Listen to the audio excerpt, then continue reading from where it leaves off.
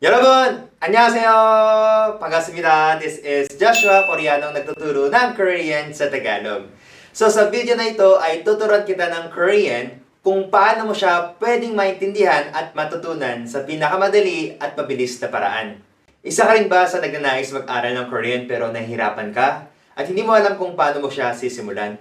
Kung ganon, ang video na to ay para sa'yo. At meron po akong inihandang napaka-special na announcement. Kung gusto mong malaman, tapusin mo hanggang sa video na ito. So hindi natin papatagalin pa at simulan na po natin. Let's go! So meron po tayong tatlong major category na ituturo ko po sa inyo. So first one ay tuturuan kita kung paano po ang pattern and then yung mga rules. Pangalawa naman ay tuturuan po kita ng vowels and consonant. Pangatlo naman ay tuturuan kita kung paano po pwedeng ipag-combine itong dalawang alphabet, ang vowels and consonant. So first, unahin muna po natin ang rules and pattern. Bakit nga po ba importante ang mga rules and pattern? For example, sa Tagalog o kaya sa English, pagka nagsusulat po tayo, dire-diretso lang. Pero po, sa Korean, minsan nilalagay po natin yung mga letters sa tabi, sa baba. Nalilito po tayo kung saan po natin siya isusulat. So, it is very important na malaman po natin yung mga rules and pattern para alam po natin kung saan po natin siya ilalagay, kung paano po natin siya isusulat. So, tingnan niyo po ito. First one, consonant and vowel. Ito po yung pinakaunang rule po natin. Ano pong ibig sabihin yan? Kinakailangan sa unang pagsusulat po natin ay laging mauuna ang consonant.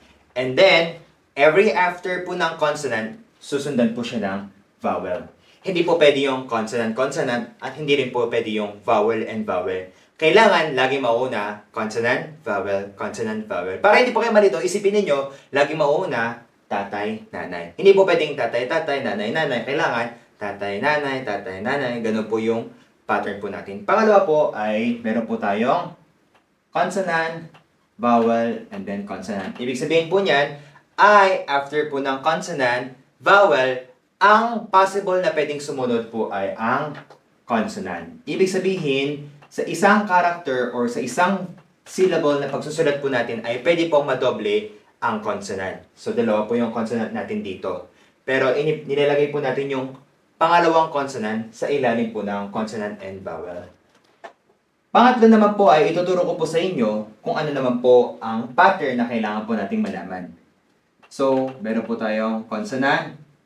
Hindi na po siya dito sa gilid, kundi dito na po siya sa baba.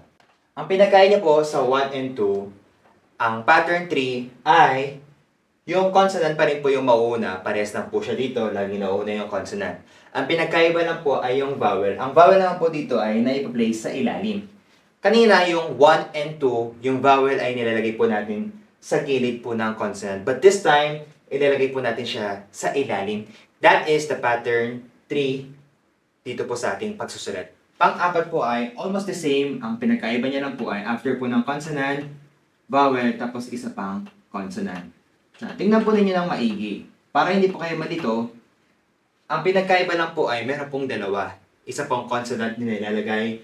Unang-una, pangalawa naman po, yung vowel naman po ay lagi po siyang after ng consonant. Consonant, vowel, consonant, vowel, consonant, vowel, consonant, vowel. Pangatlo, ang pinagkaiba lang po ay meron pong isa na nilalagay dito sa tabi, meron lang po yung nilalagay dito sa ilalim. As long as maintindihan niyo po itong apat na pattern, ay maintindihan niyo po kung paano po isulat yung Korean character. So this time, ituturo ko na po sa inyo kung ano po yung mga Korean characters, yung alphabet, which is yung vowel and consonant. So naintindihan niyo na po ba ang pattern and rule? Kung okay na po sa inyo, pwede na po tayong lumipat sa ating next topic. Kung meron po kayong tanong, feel free to comment down below. So, let's go!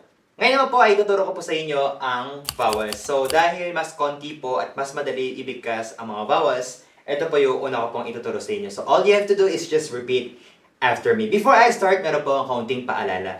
Karamihan po sa mga nag-aaral po ng mga Hangul or yung mga vowels, consonant, ay pinag-aaralan po nila yung mga romanization. Unang-una ay gusto kong sabihin, huwag po kayong umasa sa romanization because hindi nyo po mag-practice yung tamang pronunciation. So, ang kinakailangan po natin ay mapag-aralan po natin yung Korean pronunciation. So, tuturuan kita, repeat after me. First one, a, ya, ya, o, o. Yo, yo, e, e. Next, o, parang stick o, no? Yo, yo, yo, yo, u, you as in you. Next, karamihan po ay nahihirapan po sila sa pronunciation po nito. Pero ito po ay nanggagaling po talaga siya sa lalamunan. Like that sound. So, try po natin from the first hanggang sa dulo. Are you ready? Let's go. A, ya, o, yo, i, o, yo, u, you, Para po mas madali po ninyong maintindihan at ma-memorize. Tingnan niyo po yung mga character. Every time po na nadadagdagan ng isa pang line, ay nadagdagan po siya ng isa pa pong pronunciation na Y. For example, this is a, meron pong isa pong line dito, kaya naging ya. Padali lang po, no? Pangalawa, tingnan po, ito po ay O. Next po ay nadagdagan mo po ng isang line, so magiging yun. Meaning, in every line na dinadagdag po natin ay meron po siyang katumbas na pronunciation Y. Yo. Ya. Okay? Next, ito naman po ay E. Pagka kinikilig ka, E. Parang yung E na yun. Okay? Next, O. O. Tingnan niyo po to. Meron na namang isang line, kaya dagdagan niyo po ng isang Y. Maging yo. Next, U. Meron na namang isang line. Lagyan po natin U. Madali lang po, no? Next is So, let's try once again to read from the beginning hanggang sa dulo. A, ya, o, yo, i, o, yo, u, you, Very easy, right? So, try naman po natin i-practice one more without looking sa mga romanization. Let's try one more. A, ya, o, yo, i, o, yo, u, you, Very good! Ngayon naman po ay before we move to consonant, ay ituturo ko pa po sa inyo yung compound. Napakadali lang po ng compound dahil ang compound vowel ay galing po siya sa 10 vowel. Ngayon naman po ay andito po tayo sa ating compound vowels. Ito pong compound ay napakadali dahil ito pong vowels na po ay nanggaling lang po dito sa ating vowel. So try po natin ito. E. For example, itong O plus E ay E. E. Next, Ye. Same pattern kanina, pagka nilagyan mo ng isa pang line, ay dadagdagan mo ng Y. So magiging Ye. Ye. Okay. E, ye. E, ye. Same. Ito rin po ay galing po sa A plus E. Ye is ya plus E. Kaya, ye, ye. Good job. Next is, meron po tayong we. Same pronunciation pero different spelling kasi mag-iba po yan, depende po sa mga words and grammars na gagamitin po natin. So for example, this one, we is galing po sa O plus E. Try to add O plus E. O-E. Kaya, naging we. Next is U from the word U plus E. We. So, this sound is also we. This sound is also we. Next is O-E from the word O plus E. We. Siya ay magiging we. We po ang sound sa kanya. Okay? So, ito pong tatlo po na ito ay same we. Madali lang. Next is wa. O plus a. O is wa. U plus o is wa. U plus e is we. plus E is oy. Alright? So, try po natin basahin lahat po ng compound one by one. Ye. Ye. We. Wa. Wo. We. Oy. Okay? All you have to do is just familiarize this compound vowels. Hindi niya po kailangan i-memorize yung mga romanization kasi pagka tumingin kayo sa romanization, malilito po kayo sa susunod. Okay? So kung okay na po sa atin lahat po ng vowels from the basic vowel, compound vowel, now let's move to consonant. Let's go! Now let's move to our 14th consonant. Ito po ay mas madali po kesa sa ating vowels kanina. So let's try to pronounce. Repeat after me. Actually, meron po mga pangalan yan. For example, Kiyok, Nian, Tigod, Priya. Pero, at this time, ay hindi po natin ituturo yung mga names niya kasi hindi na po siya ganun ka-necessary at this time. Later or sooner, ituturo ko po sa inyo. Pero at this time, ituturo ko po sa inyo yung mga sound values. For example, ito po, ang bigkas po natin yan sa English or Tagalog ay G or K. This one is N, D, R or L, M, B. So we will just pronounce yung sound value niya. So since we cannot read this without the vowel, halimbawa ay meron po siyang A. So lahat po ng consonant po natin ngayon ay try po nating i-add ng A para po natin maibigkas siya. Alright, so let's go. Ka, na, ta, ra, ma, pa, sa, a, ja, cha, ka, ta, pa, ha. Kung napapansin po ninyo, ang mga Korean pronunciation ay soft and smooth. So kung babasahin po ninyo siya, dapat soft lang po ah. So try po natin isa pang beses. Ka, napakadali lang po niyan. From this word, mapafamiliarize po natin lahat po ng mga character. Tingnan po nyo. Ka, na, ta, skip, ra, ma. Okay? Actually, nagko-connect po lahat po ng mga characters dito, no? So, try po natin ulit basahin from the start. Let's go! Ka, na, ta, ra, pa, pa, sa. Ka as in kabang, na as in nabi, ta as in dara, ra as in Ramyan, ma as in mahal. Sana all. Pa as in pabo. No. Pa sa as in sagwa. Next, a as a. Okay. Cha as 자두. 차 as 자동차. Ka as meron siyang H eh. Okay? Ta, hindi siya ta. Soft lang siya. Ta. Pa as in papaya. Kaya hindi po nila ma-pronounce yung papaya kasi soft nga po siya. Pa and ha. Alright? So let's try from the beginning up to the end. Ka, na, ta, ra, ma, pa, sa. A, ja, cha, ka, ta, pa, ha. Ka, na, da, ra, ma, ba, sa. A, ja, cha, ka, ta, pa, ha. You want more faster?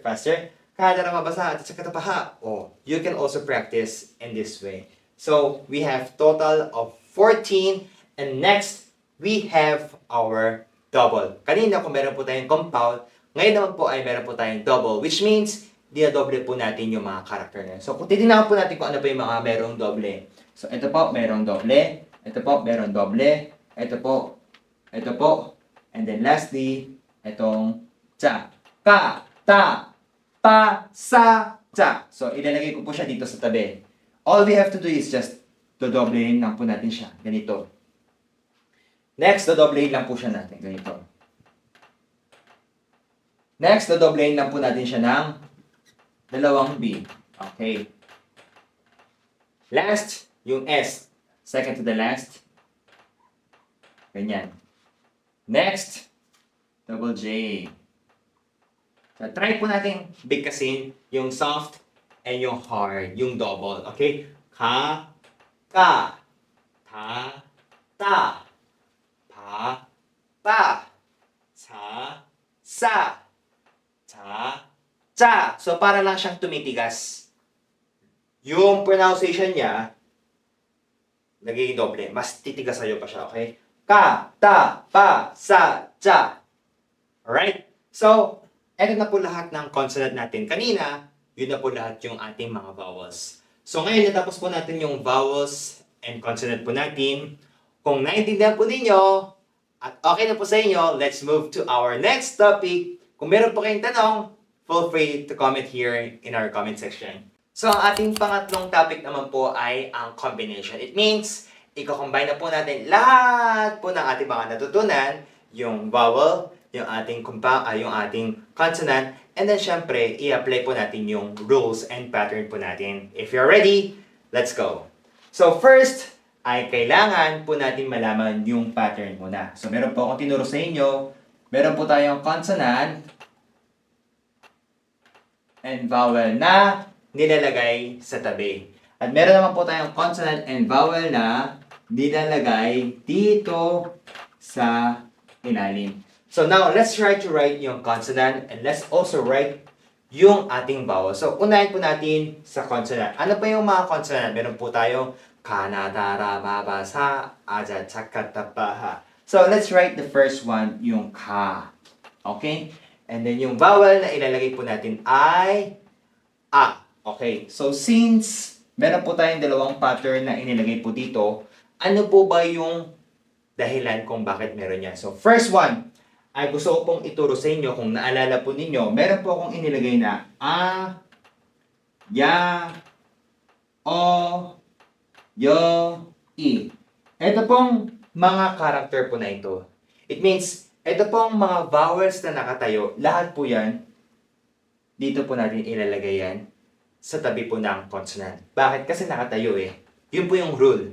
And that's our pattern. So, ano po yung mga nakatayo, yun po yung ilalagay natin dito sa tabi.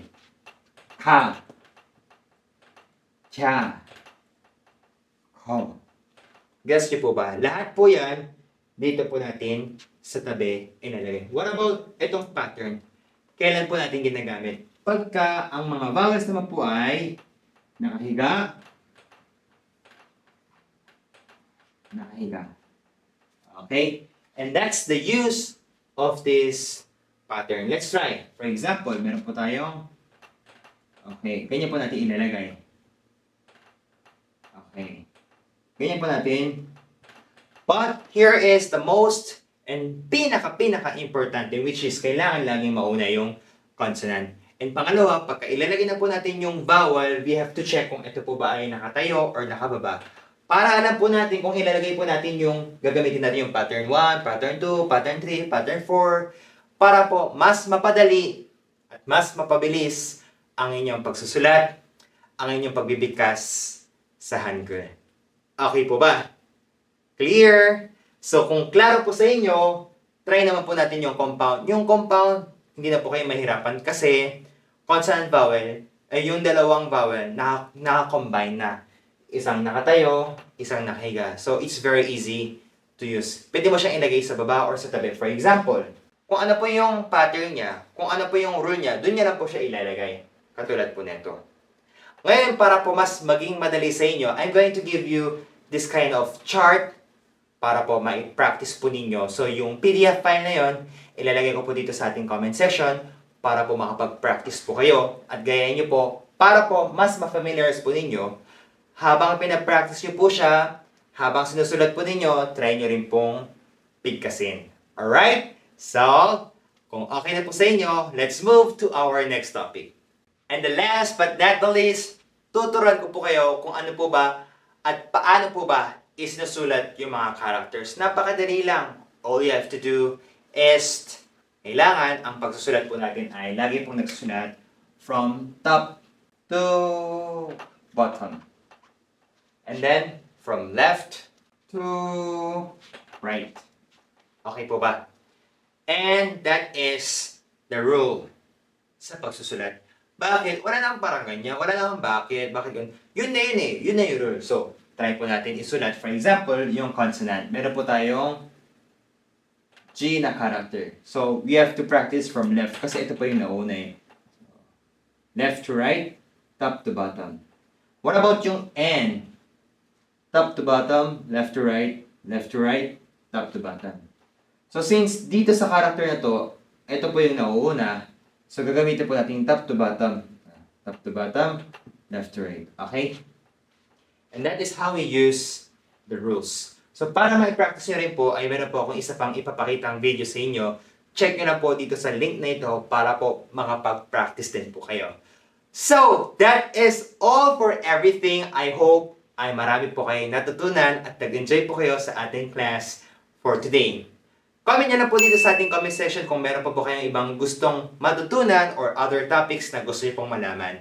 And here is our exciting news para po sa ating lahat. I am teaching Korean for free. So, this time, I open free Korean class with Joshua Cho batch 12 and this is open for everyone.